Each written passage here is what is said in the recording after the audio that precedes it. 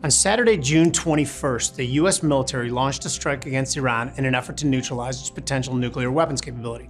Now, the move caught financial markets off guard, coming just 2 days into the 2-week deadline previously given to the Iranian regime. So on Sunday night, U.S. equities initially moved lower, but by Monday morning, S&P 500 was trading higher. Now, the remainder of Monday's session was volatile, with equities falling on rumors of retaliation and then rallying on hopes of a ceasefire.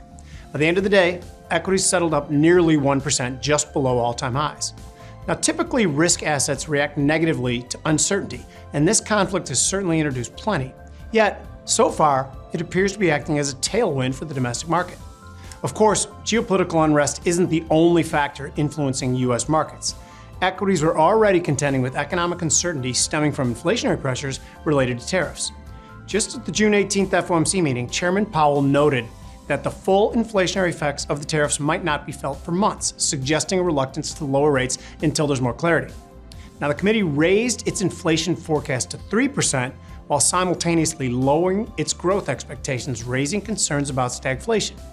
The equity markets are particularly sensitive to stagflation risk, as this limits the Federal Reserve's ability to cut rates if external factors such as tariffs keep inflation elevated while the economy slows. So on Friday, June 27th, the latest PCE inflation report will be released, and hopefully that will provide a clearer picture on inflation. Now, if a trader believes that equities could rally from here, they can express that by buying the September micro E-mini S&P 500 futures contract at 61.20 and targeting a move to new highs of 62.50.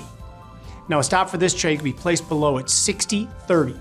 This trade can make $650 if the target is reached and risks $450 if you're stopped out of your level.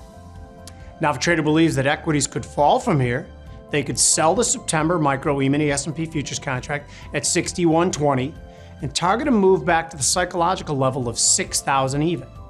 Now, a stop for this trade could be placed above at 6,200. This trade can make $600 if the target is reached and risks $400 if you're stopped out of your level.